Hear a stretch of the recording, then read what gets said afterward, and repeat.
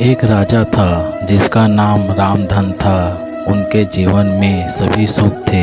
राज्य का कामकाज भी ऐसो आराम से चल रहा था।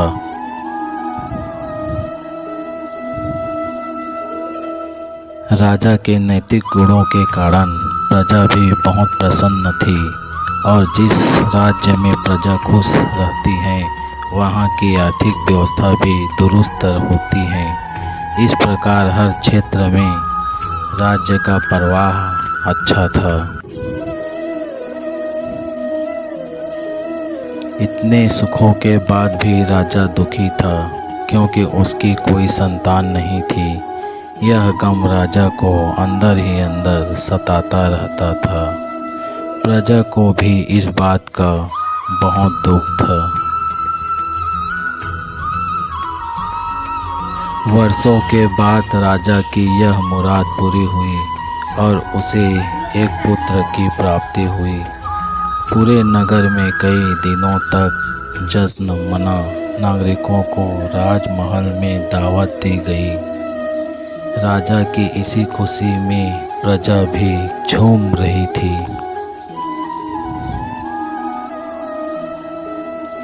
समय बीतता जा रहा था। राजकुमार का नाम नंदन सिंह रखा गया। पूजा पाठ एवं इंतजार के बाद राजा को संतान प्राप्त हुई थी, इसलिए उसे बड़े लाड प्यार से रखा जाता था।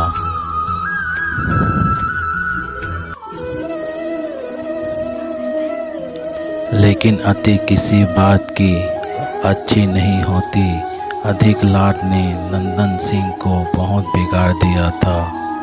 बचपन में तो नंदन की सभी बातें दिल को लुभाती थी, पर बड़े होते होते यही बातें बदतमीजी लगने लगी हैं।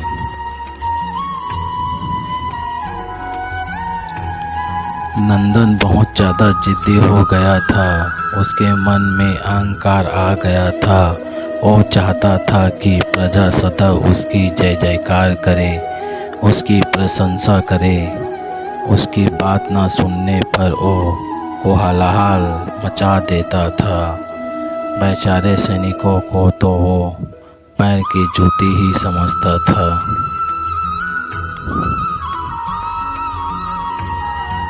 आए दिन उसका प्रकोप प्रजा पर उतरने लगा था।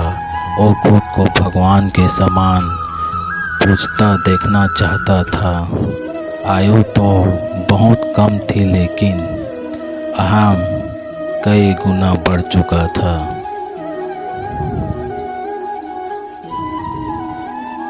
नंदन के इस व्यवहार से सभी बहुत दुखी थे। प्रजा आए दिन दरबार में नंदन की शिकायत लेकर आती थी, जिसके कारण राजा का सिर लज्जा से झुक जाता था। यह एक गंभीर विषय बन चुका था।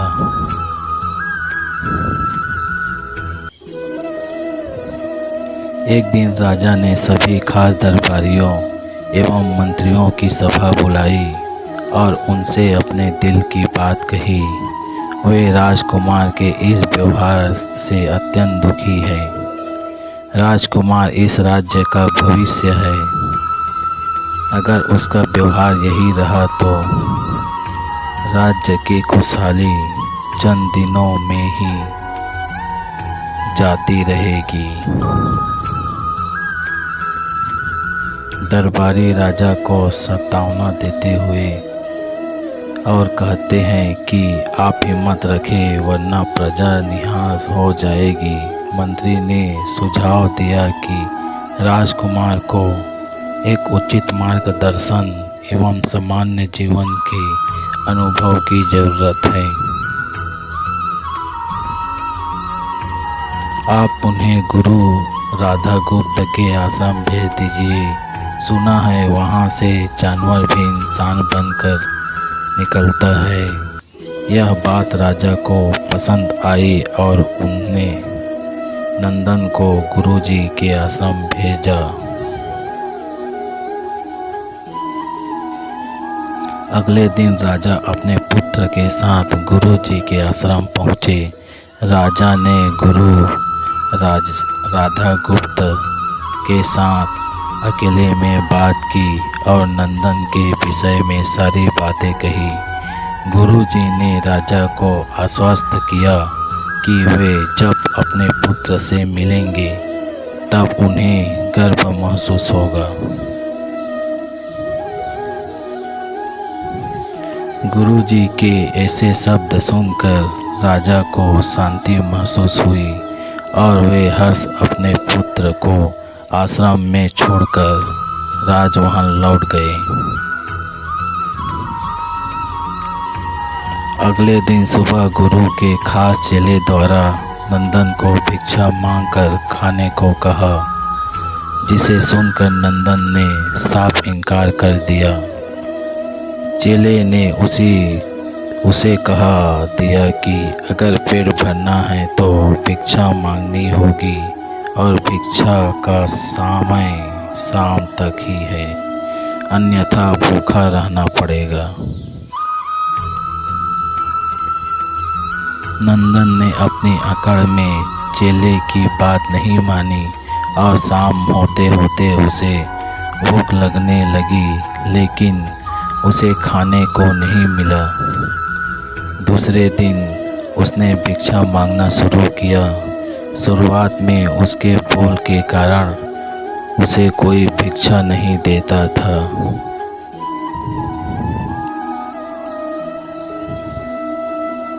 लेकिन गुरुकुल में सभी के साथ बैठने पर उसे आधा पेट भोजन मिल जाता था। धीरे धीरे उसे मीठे फूल का महत्व समझ आने लगा और करीब 1 महीने बाद नंदन को भरपेट भोजन मिला, जिसके बाद उसके व्यवहार में बहुत से परिवर्तन आए।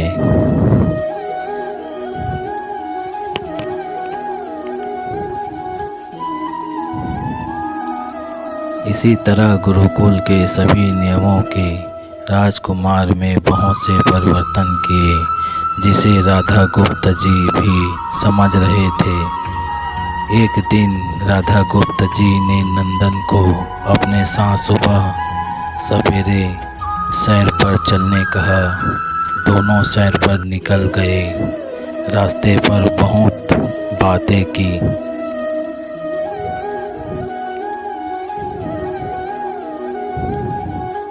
गुरुजी ने नंदन से कहा कि तुम बहुत बुद्धिमान हो और तुम में बहुत अधिक ऊर्जा है, जिसका तुम्हें सही दिशा में उपयोग करना आना चाहिए। दोनों चलते चलते एक सुंदर बाग में पहुंच गए, जहां बहुत सुंदर सुंदर फूल थे, जिससे बाग महक रहा था। गुरुजी ने नंदन को बाग से पूजा के लिए गुलाब के फूल तोड़ने कहा। नंदन झट से सुंदर सुंदर गुलाब तोड़ लाया और अपने गुरु के सामने रख दिए।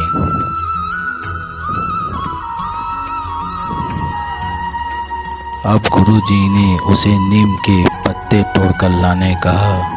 नंदन को वो भी ले आया। अब गुरुजी ने उसे एक गुलाब सूंघने दिया और कहा, बताओ कैसा लगता है। नंदन ने गुलाब सूंघा और गुलाब की बहुत तारीफ की। फिर गुरुजी ने उसे नीम के पत्ते चखकर उसके बारे में कहने को कहा। जैसे ही नंदन ने नीम के पत्ते खाए, उसका मुंह कड़वा हो गया और उसकी बहुत निंदा की और जथर कथर पानी का पीने ढूंढने लगा। नंदन की यह दशा देख गुरुजी मुस्कुराते रहे थे। पानी पीने के बाद नंदन को राहत मिली। फिर उनसे गुरुजी से हंसने का कारण पूछा। तब गुरुजी ने उससे कहा कि जब तुमने गुलाब का फूल सूंघा तो तुम्हें उसकी खुशबू अच्छी लगी और तुमने उसकी तारीफ की, लेकिन जब तुमने नीम की पत्तियां खाई तो तुम्हें वो कड़वी लगी।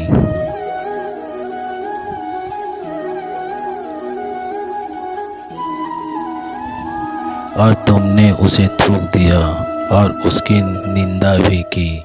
गुरुजी से नंदन को समझाया, जिस प्रकार तुम्हें जो अच्छा लगता है तुम उसकी तारीफ करते हो, उसी प्रकार प्रजा भी जिसमें गुण होते हैं उसकी प्रशंसा करती है।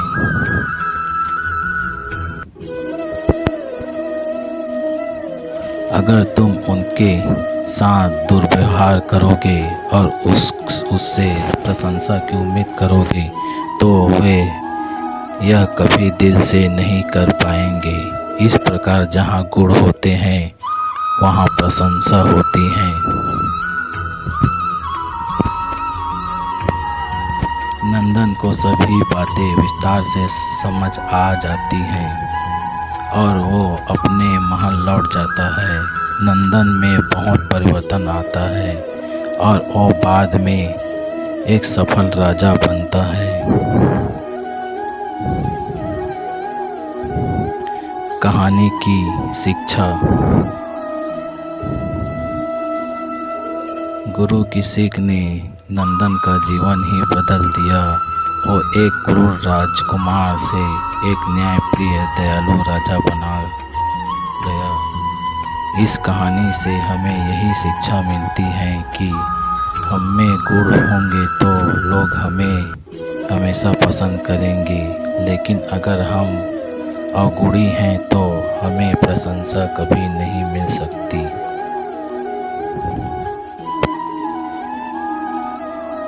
ये कहानी आप लोगों को कैसी लगी प्लीज़ कमेंट करके लिख कर ज़रूर बताएं।